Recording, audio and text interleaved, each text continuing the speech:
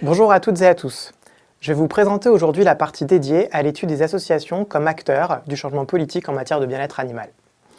Les associations de défense des animaux sont en effet devenues ces dernières années des acteurs clés de la transformation sociale de nos rapports avec les animaux.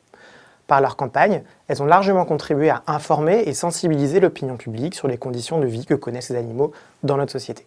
Ces associations bénéficient d'un large soutien populaire, qui se traduit par une forte audience sur les réseaux sociaux et dépasse parfois celle d'associations plus traditionnelles. Au printemps 2021, par exemple, les fonds d'associations comme la Fondation 30 millions d'amis, L214 ou la SPA comptaient ainsi plusieurs centaines de milliers de followers sur Facebook, dépassant certaines organisations plus traditionnelles comme la Croix-Rouge ou les Restos du Cœur. Les associations animalistes ont à cœur la défense d'un intérêt public, celui de la protection animale. Elles partagent un objectif commun qui vise à transformer la société vers un monde avec moins de souffrance animale. Cependant, le paysage associatif se veut relativement hétérogène. Tout d'abord, ces associations diffèrent dans leur domaine de compétences. Certaines associations se veulent généralistes et s'intéressent à tout type d'animaux, comme la Fondation Brigitte Bardot ou Paris Animaux Zoopolis. D'autres associations sont spécialisées sur un type d'exploitation animale, comme Wellfarm, CIWF ou L214, qui ne traitent que des animaux d'élevage. De même, certaines associations se focalisent sur la chasse, comme AVA, ou sur les animaux de compagnie, comme la SPA. Les associations se distinguent également sur le but qu'elles poursuivent. Certaines associations dites welfaristes, comme CIWF ou Wellfarm, ne remettent pas en cause l'exploitation des animaux dans son ensemble, mais cherchent à améliorer leurs conditions d'existence. D'autres associations dites abolitionnistes, comme Boucherie Abolition, comme le dit son nom, refusent catégoriquement toute forme d'utilisation d'animaux. Entre les deux, on trouve des militants dits réformistes, comme ceux de L214, qui regrettent l'exploitation d'animaux, mais proposent des réformes consensuelles pour faire avancer la société. Enfin, les associations diffèrent également sur les méthodes qu'elles emploient. Regardons un peu plus en détail. Dans un récent travail, j'ai eu l'occasion d'interroger 19 associations de défense des animaux sur leur vision du mouvement animaliste et sur les méthodes qu'elles déploient pour changer la société. La grande majorité des militants considèrent qu'il faut avancer petit à petit et condamnent le recours à la violence. Ils sont en outre une minorité à considérer que le consommateur est responsable des souffrances des animaux et blâment davantage le système légal et économique.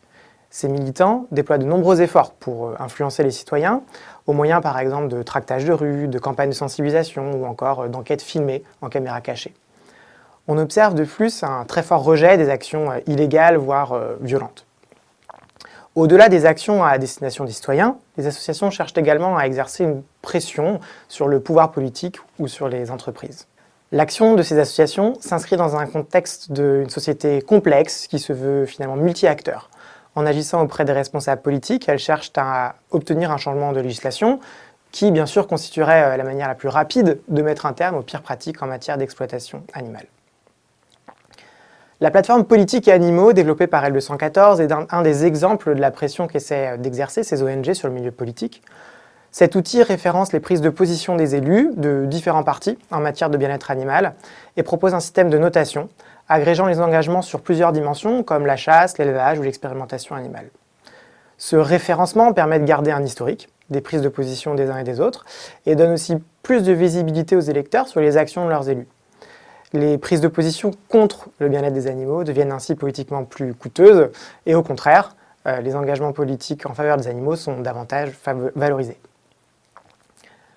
Face au fossé grandissant qui oppose l'opinion publique d'une part à la représentation nationale d'autre part, on observe un nombre important d'associations qui ont cherché ces dernières années à introduire un changement de société en s'adressant aussi directement aux entreprises.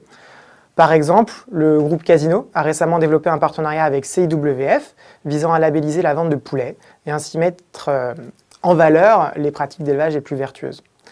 De la même manière, plusieurs associations se sont engagées dans des discussions avec les entreprises du secteur de l'agroalimentaire pour les convaincre de bannir les pires pratiques de l'élevage, notamment au travers par exemple du European Chicken Commitment.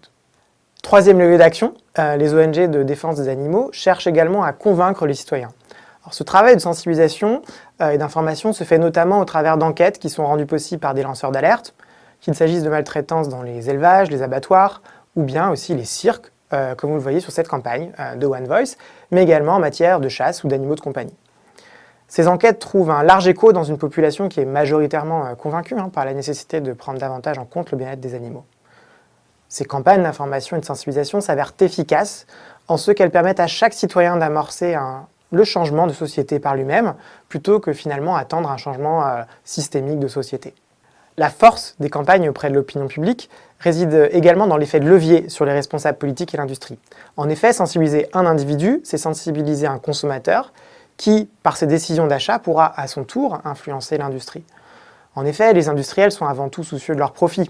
Si les consommateurs se détournent des produits les moins respectueux des animaux, alors les entreprises cesseront de les vendre. En outre,